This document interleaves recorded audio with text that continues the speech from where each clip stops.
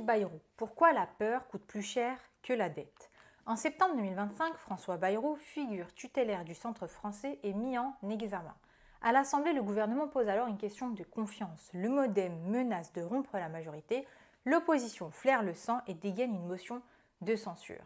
Le pays entre alors dans ce qu'on appelle pudiquement une crise institutionnelle ou plus franchement un sac de nœuds politiques à coups de grandes déclarations anxiogènes en boucle sur les chaînes d'infos. Et pendant ce temps, les marchés réagissent. Le spread entre les obligations françaises et allemandes, c'est-à-dire le petit écart de taux d'intérêt qui mesure à quel point les investisseurs trouvent la France risquée, il commence à s'écarter. Et pas juste de manière symbolique. En quelques jours, le coût d'emprunt de l'État augmente sensiblement. Pour parler clairement, la France paye plus cher sa dette, non pas parce qu'elle a plus de dettes, mais parce que son climat politique devient illisible. Ce qu'on va donc essayer de comprendre dans cette vidéo, ce n'est pas seulement le lien entre dette et politique, c'est comment la parole publique, la panique médiatique, la dramaturgie parlementaire deviennent elles-mêmes des facteurs de coût pour les finances de l'État. Attaquons donc la première partie, c'est-à-dire quand les mots coûtent de l'argent. Contrairement à ce qu'on pense souvent, les marchés financiers n'attendent pas patiemment les bulletins trimestriels du PIB ou encore les prévisions budgétaires pour réagir. Non.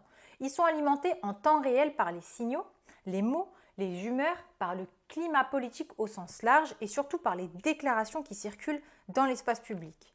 Une étude de la BCE publiée en 2010 a montré que pendant la crise de 2008, l'écart entre les taux d'intérêt exigés pour les obligations souveraines des pays européens, ce qu'on appelle en fait le spread, ne dépendait pas uniquement des fondamentaux économiques. Alors bien sûr, la dette publique et les déficits comptent, mais ce qui a aussi pesé très lourd, c'est la nature des annonces politiques. Plus elles étaient perçues comme alarmantes, désordonnées ou conflictuelles, plus le coût de la dette augmente. Un autre papier datant de 2013 a montré que la communication politique imprudente pouvait faire exploser les primes de risque en quelques heures. Ce n'est pas une métaphore. Les auteurs ici mesurent la variation des spreads avant et après certaines déclarations politiques et les résultats sont impressionnants. Ce n'est pas non plus qu'un truc théorique ou qu'on fait dans la recherche. On l'a vu en direct avec Éric Lombard, le ministre de l'économie, qui a déclaré qu'il y aurait une mise sous tutelle de Bercy. Il y a eu un résultat immédiat. Les spreads français se sont envolés. Une réaction paniquée des marchés, un tollé politique et un rétro-pédalage dans l'heure. Il va donc requalifier ses propos juste après ça, en disant « Mais non, je voulais dire une coordination plus ferme, pas une mise sous tutelle au sens strict, mais c'est trop tard, les dégâts sont faits. La parole d'un haut responsable sortie trop vite a suffi à faire bouger les taux d'intérêt. » Même le ton utilisé par la Banque Centrale Européenne dans ses communications joue un rôle. On a analysé le sentiment des textes officiels de la Banque centrale. Quand le ton est jugé trop agressif ou trop pessimiste, les marchés réagissent négativement. Et la France fait partie de ces pays qui sont sensibles à ces signaux. Donc si on doit résumer cette partie, dans la zone euro, mais aussi globalement, les mots ont un prix. Et plus les mots sont anxiogènes, flous, incohérents, et plus ce prix grimpe. Mais ce qu'il faut retenir également, c'est que la crise Bayrou n'est pas juste une crise budgétaire. Si on revient au premier jour de septembre 2025, objectivement, les fondamentaux de la dette française n'ont pas changé. La charge d'intérêt reste contenue, c'est-à-dire on est autour de 2% du PIB. La maturité moyenne de la dette est longue, plus de 8 ans. Et la croissance, bien que molle, n'est pas en chute libre. Et pourtant, les spreads augmentent. Pourquoi? Parce que la confiance baisse. Et là, il faut comprendre que ce que les marchés obligataires évaluent, ce n'est pas la dette actuelle, mais la capacité de l'État à la gérer dans le futur. Et cette capacité, elle va reposer sur deux piliers.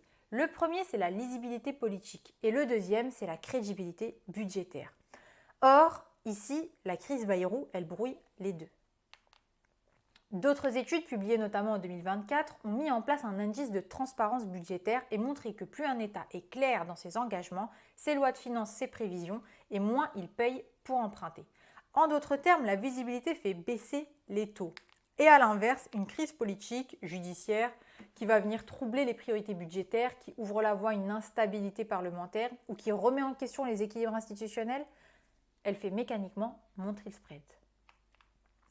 Mais attention, ce n'est pas parce que les taux montent que la demande des investisseurs s'effondre. Il faut regarder les données d'adjudication récentes de près.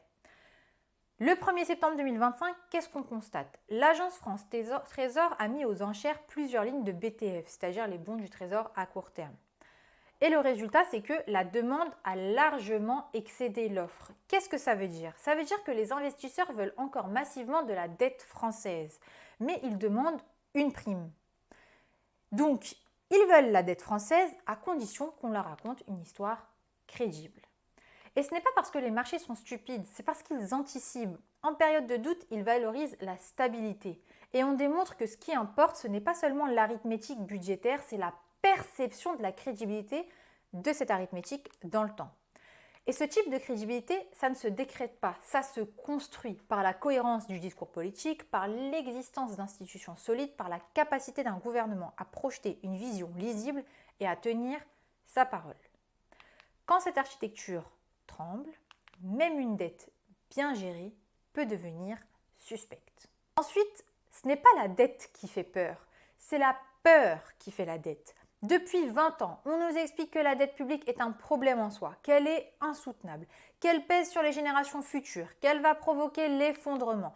Et pourtant, une série d'études, notamment celle d'Olivier Blanchard, nous montre que la soutenabilité de la dette dépend surtout du différentiel entre le taux d'intérêt et la croissance, c'est-à-dire la soustraction entre les deux. Tant qu'on a un taux d'intérêt qui est inférieur au taux de croissance, la dette, elle peut se stabiliser, voire même se réduire en proportion du PIB, et on n'aurait même pas besoin d'austérité brutale. Et c'est ce qu'on a observé pendant la dernière décennie. En fait, la dette peut même être un outil de stabilisation, si elle finance des investissements utiles et crédibles. Mais ce que Blanchard rappelle aussi, c'est qu'un remboursement brutal des taux peut tout changer. Et là, le lien avec le récit public devient crucial, parce que plus les dirigeants politiques se montrent instables, plus les marchés exigent une prime. Et plus cette prime monte, et plus le taux effectif monte aussi. Et donc, plus on s'approche du fait que le taux d'intérêt soit supérieur au taux de croissance, et puis cette fois-ci, la dette va devenir dangereuse. Et c'est ici que la boucle est bouclée.